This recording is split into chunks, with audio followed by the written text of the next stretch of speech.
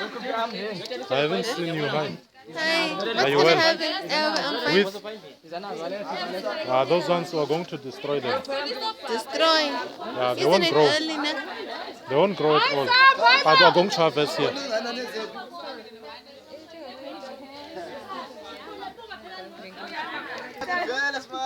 They're not harvesting, so I'm talking to serious people here. Yeah, because I need a volunteer to speak on.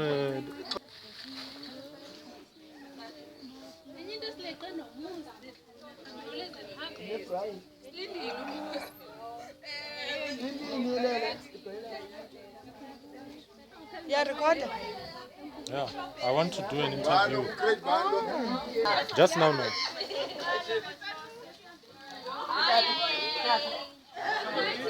Now with group 3, they are harvesting here. They are harvesting spinach. You can see all the group members. They are very dedicated. And today, as it's harvesting day, everyone is harvesting. Now we are going to ask one of the group members what they think and they feel about this harvesting of today. It's a great cause, of course, and I'm going to ask just a few members, and they were going to tell me how they are feeling about this harvesting today. So we're going to speak to Mr. Dingswayo, famously known as Mr. Oz, and he's going to tell us more about this one. So now, Mr. Dingswayo, can you please tell us how do you feel about this experience of harvesting spinach today? Well, Mr. Smarty, ziva ndonobeka kakhulu xa siharvesta apha singekutop 6 lona sityala ispinach apha. Now ke ngoku it's after i-recess siphinda siharvesta okwesithathu. So ndiziva ndonwabile ukuba singama-agriculture siprodusela ezinye izitudents zalapha esikolweni ezingenzi i-agriculture siyazisapota ngale ndlela ezo zibethekayo phaa naphaa in terms of financial issues. So sizama ke usiprodusela ukutya singama-agriculture. Well, the second question is, as from the first semester, you talked about harvesting. And now you're harvesting. Did you get any experience and with regarding to that? Yes, Smarty kakhulu futhi because into endiyifunde apha bendingazinto about farming, but now I can say so ndiyazi kakhulu nge-farming and ndine-experience endiyifundileyo kule garden yona ingakananana, but ke i-experience endiyifundileyo ayikhonga ngale ndawo inintsi kakhulu. Even now yandibona uba ndiyaharvesta ngenye i-experience endiyifundisiweyo bendingakwazi uyenza. Mr. Dingswayo, we thank you so much, and we thank you for your time. And we can see that your group members, all of you, are very dedicated, and we're hoping that it continues like this, and we're hoping that it's going to be of a good cause, of course, what we are doing here. And we thank you for giving us time and for the interview. Sure. This is Group 3 produce of harvest today, and here we are going to interview Mr. Ntlanga Pumzile, and he's going to tell us more about this garden, and we're gonna learn more things about his garden, the initial stage and the stage at present now. So I'm gonna ask Mr. Ntlanga to give us clarification on the challenges that they faced in this garden in an initial instance. So Mr. Ntlanga is going to tell us on this interview. So Mr. Ntlanga, can you please tell us now about the challenges that your garden has faced, garden number 3, the challenges that you have faced initially and up to this stage? Do you see any development and things of that nature? Okay. Basically, in our garden now, the problem we are facing is that our cabbages are rotting. Yes. So since the first cabbages that we harvested grew up well, we harvested them well, but now I don't know whether it's the red cabbages, as you can see, the color here, they are turning, so that means they have rotten, and they are smelling bad. So now I don't think we'll harvest here. We will not have any harvest in this one. Yes, but we managed to harvest like the cabbage. It was only the left, yes, the only left cabbage that we were able to harvest. The onions, which were the spring onion. Yes, the spring onions, as you can see. We managed also to get some beetroots. Yes. Beetroots. 10 of them. Yeah, we got 10 beetroots. So now basically we are still expecting some harvest on the spinach since we planted the spinach after the cabbages. So that's the only harvest that we are expecting now in the group, because others have already died. Other cabbages were not successful because maybe like they had a shortage of water, they couldn't get much water. Then we also had a problem of the aphids that are taking the crop, but we managed to control them using the liquid soap, just to put on a teaspoon of it on the water, then you spray on the leaves, on the bases of the leaves, so that because they usually stay on the base of the leaf. Yes. Tell me about the scientific theory behind putting on different crops here. I see your spring onion, and I also see your cabbages and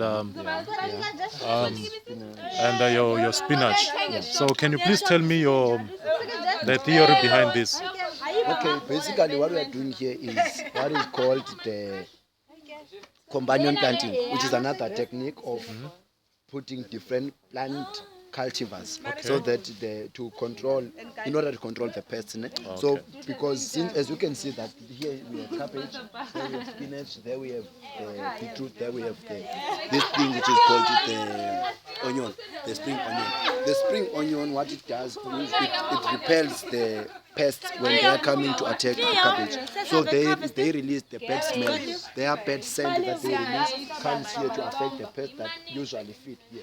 And also, we are trying to control the pests, because if the pests feed here only, then they cannot feed on that one. So we are trying to control the pests so that they may not affect our garden. Yes. Okay. Onions will help in that. Others will also prevent that the whole crop. You might find that we are trying to ensure that we have something at the end of the day, because if we only planted cabbage, the pests which feed on cabbage will have eaten the whole crop. So now if we plant cabbage and spinach, we will have something to harvest at the end of the day.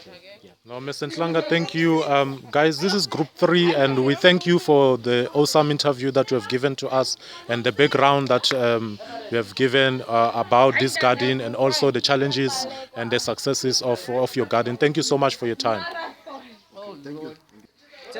Well, this is group 1, and as you can see now, they've moved from the plot they were given initially to plant these crops, tomatoes, because they grow a lot, and they occupy a lot of space, and obviously they do attract a lot of pests, and that is what was picked up, that 2 of these crops were removed in the holidays because they were infested a lot by the pests. So now I'm going to call on the group member. His name is Mr. Jezile Kumani. Is going to explain to us about the challenges that they have faced and the successes that they have seen improving in their garden. So he's going to tell us more briefly about all of his successes and everything concerning the garden and what crops actually they were planting. Because initially,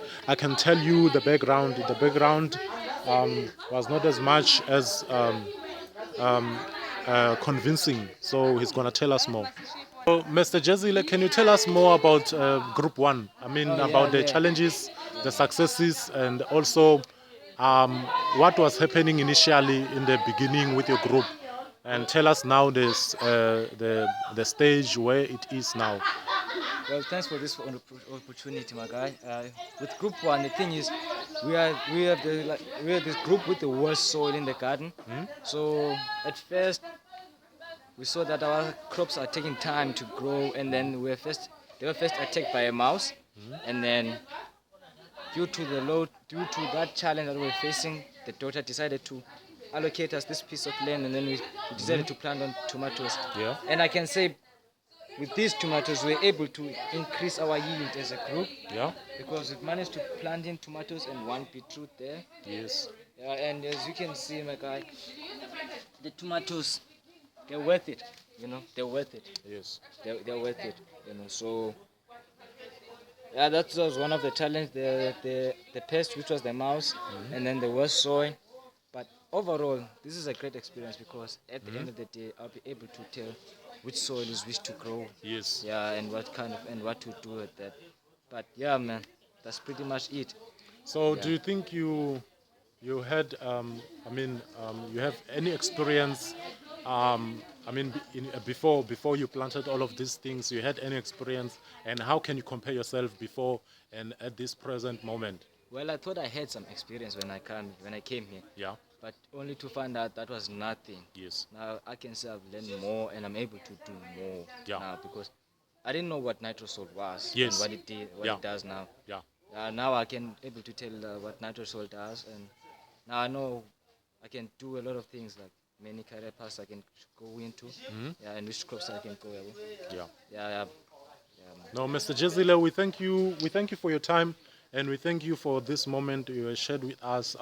The background of your garden, Group One. We thank you a lot, and the challenges and also the successes that you have shared with us. It's actually a lesson to many of us who are willing to learn a lot from crops like this one, so that we can be able, when we go out, to teach other people, to show other people, and also, I mean, to be those kind of experts in this field. So we thank you for your time and the opportunity that you have given to us.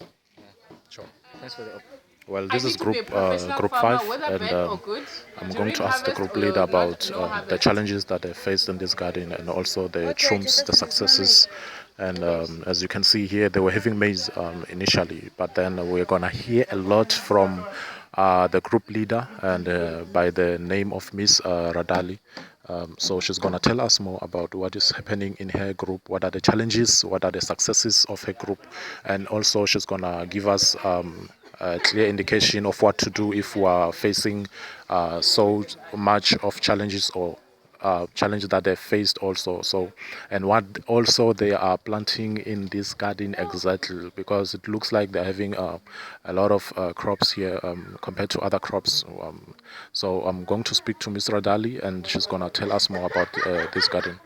So, Ms. Radali, can you please tell us about the initial, about you actually, about before you came here? I mean, do you think you brought something new to this planting and gardening, or you just found yourself that you didn't know anything at all when you were embarking on this gardening, planting crops and stuff? Well, at first, when I came here, it was really, there was nothing as much on the planting.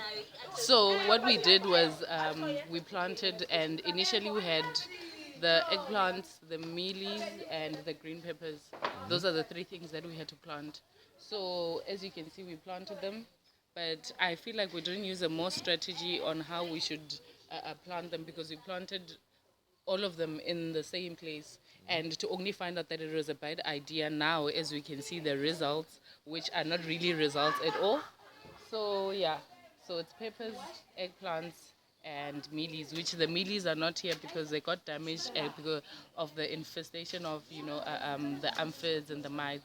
So that was the problem that we faced.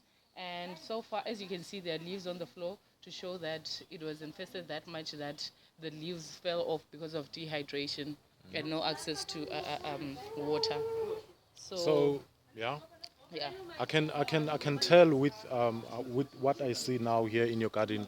But then, can you tell me about the expertise maybe before you came, or during before we planted anything? Did you know anything about planting like this, or you just learned it here from the university? Well, I had a snippet of idea of what planting was all about, but I didn't know that it went into more specifics. Like you need to know where you are planting it, how you are planting it, what's needed, if whether you're going to use fertilizers or not, the diseases involved, the families, because these plants are they are classified under certain families. So having to plant them in the same family sometimes is an advantage and sometimes it's not. And also the use of crop rotation. So all these scientific words that I got to learn here, they really equipped me. Initially, I just thought that, okay, fine, we come, you dig, and then you plant. But now you dig, you prepare the soil, you fracture the soil, you add fertilizers if you had to add, you add organic fertilizers, you make sure that the soil is moist, you add mulch, all those things. That's when I discovered. But initially, I knew nothing about that, but now I am well informed. So tell me now, because here I see we're having grass on top of the soil, it's Yes. covering the soil. Can you tell me a scientific logic behind this grass? Why are you putting the grass on top of the soil? And are you not afraid of maybe weeds, that this grass is going to produce some weeds and all of that? Are you not afraid that your crops are going to be damaged? I mean, they are going to lose water because they will be competing with the weeds, obviously. Well, as you can see, first things first, this grass that you see on top of here is called mulch. That's how we call it in the planting or in the agriculture world. This is called mulch. And the reason why we put mulch is that when you add water or when you water your plants, due to the sunlight, there is much excess of evaporation that happens. So we try and avoid that by all means. So we put this mulch on top. You water your plants with mulch. It absorbs more water and it's always moist. The soil is always moist, which is what's needed. So in case of the weeds, yes, weeds are there, but then they are not as much excess as when there's no mulch, and you just need to make sure that there's adequate water so that it shouldn't be too wet, because if it's too wet you'll see that okay, weed is coming up, and you also see the little mushrooms to show that there's too much water. But if there's really adequate water, then mulch works really quite well, and it's fine, and it's really healthy for a garden like this, for plants to grow optimally. Yeah. You decried about pests. What kind of pests did you face here? And also tell me, what solution did you use to destroy the pests that are actually affecting your crops? More especially your it's your eggplant and your mealies and stuff, because there are no mealies obviously here Yeah. now. So what type of pest, and also what measures or solution did you put in place to eradicate such pests? Okay, the initial one that we first noticed was aphids. Okay. They are little tiny, they are really colorless. You can't really see them from afar, but as you get closer to the leaf, at the back of the leaf, that's when you see that they're aphids. So those aphids, they spread out, and we tried and we applied dish liquid mixed with water, and it really works because they tend to block the overpopulation of the aphids. So we tried that. Yes, it worked partially. It worked somewhere, but then as time went by, the leaf ended up being damaged, as you can see, as it's falling off, and then it changed color. This is literally how everything, like the little bit of aphids and the red mites are. So that's the really major problem of pests that we had throughout the whole garden. That's why some of the things we couldn't harvest, because of how it spread so quickly. And the reason of why it spreaded is because they are from the same family, the Solanche family. So from one cultivar to another, it spreaded quickly. So if there were different things in between, it was going to be much way better, because if it was different from different families, then the same pest that feasts on eggplants is different from the one that feasts on cabbages, because it's different families. But now, since it was the same family, it spread quickly. So yeah. No, thank you. Thank you so much for your time Thank and you. telling us more about all of this. We are sure we have learned, and we are still going to learn and still No refer to problem. this information that you have given us today. It's quite a pleasure to be having you today. So thank you for your time. Thank you so much. Ciao.